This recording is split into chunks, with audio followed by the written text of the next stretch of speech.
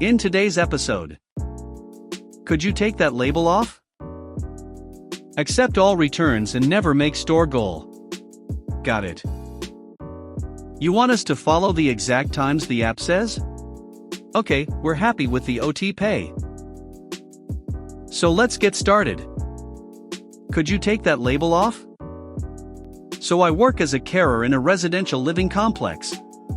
About 30 flats with adults who have either learning disabilities, mental health problems, or physical disabilities.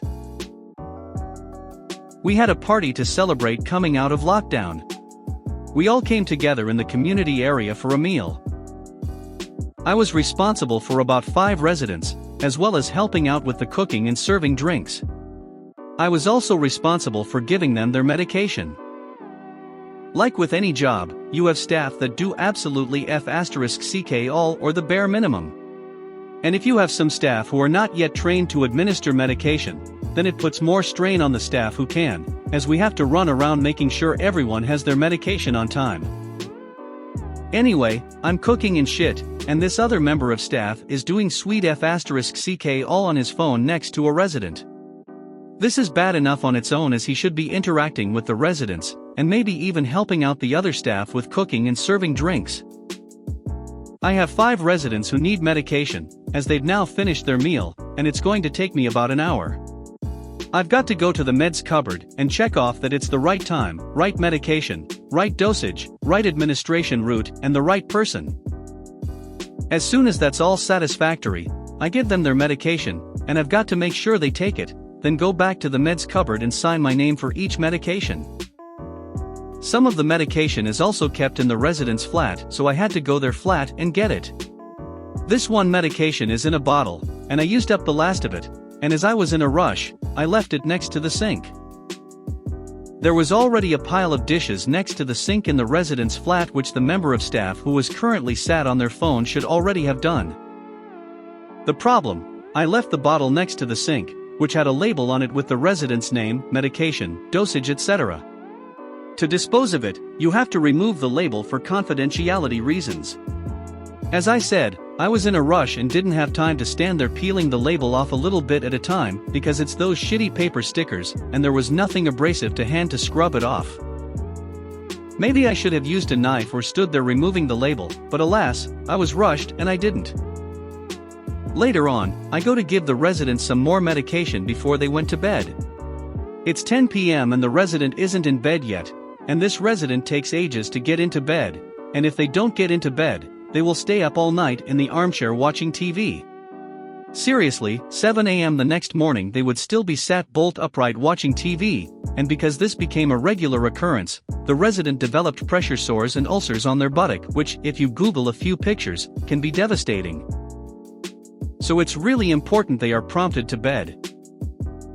I made a few comments saying how the resident needs to get into bed, and the member of staff with the resident basically said if the resident doesn't want to get into bed, then he's not going to.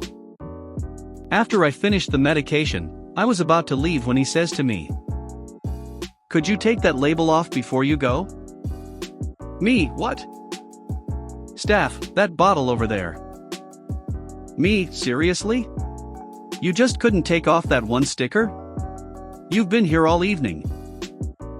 This resident is 1:1 as they have eating and drinking difficulties, and need supervision, and can't be left on their own for long periods of time, and also need help with all their housework, and he honestly did have time to spend taking off a label. Staff, I know what people are like here, always leaving things for other people to do, and I'm just not doing it. Me, but it's just one sticker. I've been doing all the meds today, and haven't had time. Staff, well, you should have made time. One sticker label isn't that big of a deal. This member of staff had done all the washing up, put away all the dishes, emptied the bins, cleaned all the work surfaces, and the floor was still wet after he had mopped it.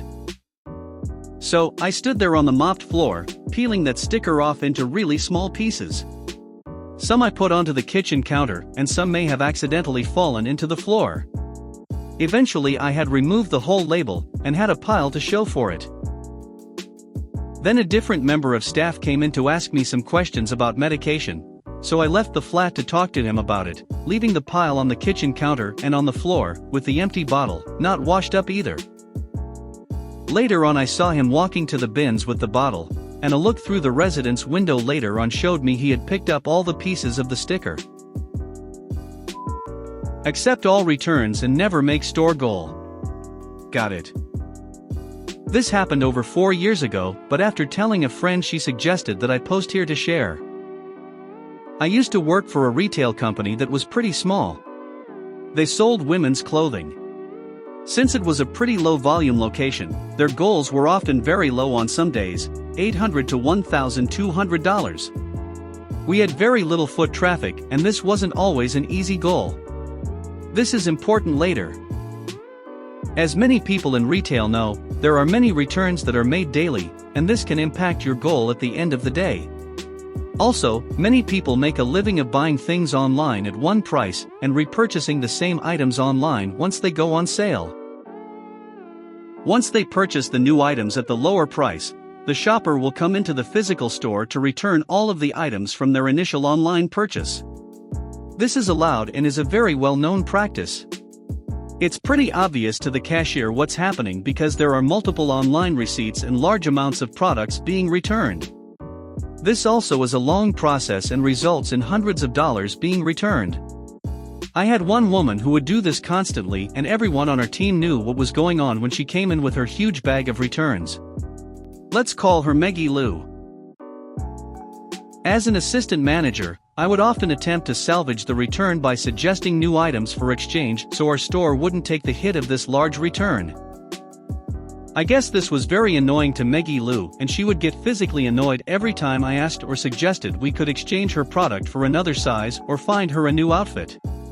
So much so that Maggie Lou ended up complaining to my boss about me.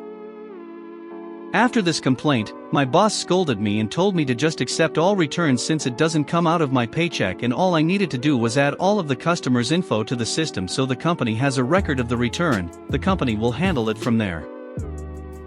On to the malicious compliance. One day I'm the only assistant manager working and my manager is bombarding me with messages all day asking for an update on where we are at in our goal. An hour before the store closes, we hit our goal, and my manager is extremely excited. On comes in Maggie Lou with her bag of returns. She came in super smug knowing I was just going to do her return, and let her go. I didn't fight it at all. I did it with a smile on my face because my boss told me to just do it since it doesn't come out of my paycheck. Our goal that day was around $1,000, we made just by the skin of our tails. Maggie Lou's return was a little over $1,200. Due to Maggie Lou's return, our store ended up in the negative for the day. Not my problem, not my paycheck. The next day my boss wrote a long email to our district manager letting her know what happened and explaining why we shouldn't be allowed to make those returns at our store, or that online returns should only be done online. She even showed it to me as though she was doing me a favor or having my back. We still had to do returns and that woman kept coming back to our store and ruining our goal every day she came in. You want us to follow the exact times the app says? Okay, we're happy with the OT pay. Disclaimers: on mobile, non-English speaker. My previous job was as a driver for a company that delivered medications. We had 2 branches, one was delivering to pharmacies, the other was delivering special meds to private citizens. I was a driver on the second branch, along with 4 other drivers. The first branch was pretty straightforward. The truck would go to the warehouse, load up and deliver to pharmacies. The second branch was a bit more complicated. The medications we delivered had special prescriptions, and you could get them only from certain government pharmacies. Also, important for later, the pharmacies didn't have the same stocks of drugs. Our daily schedule consisted of visiting at least one of the pharmacies, get the meds and start delivering them and picking the paperwork from the clients for the next day. That meant between 8 to 12 stops every day on a 150 miles radius. Now, the trucks were using an app for their itinerary to maximize their efficiency of their schedule. So, some higher up decided to make us use the same app immediately. That produced problems. first, as I said, the truckers' job was pretty straightforward. They went to the warehouse and were loaded up in half an hour and on their way. We, on the other hand, had to visit the pharmacies and wait in line.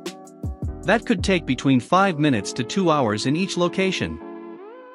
Second, and the one already noted by the truckers, was that the app didn't accommodate for traffic. And while it wasn't a big problem for the truckers that had 4 stops per day, for us was a big issue.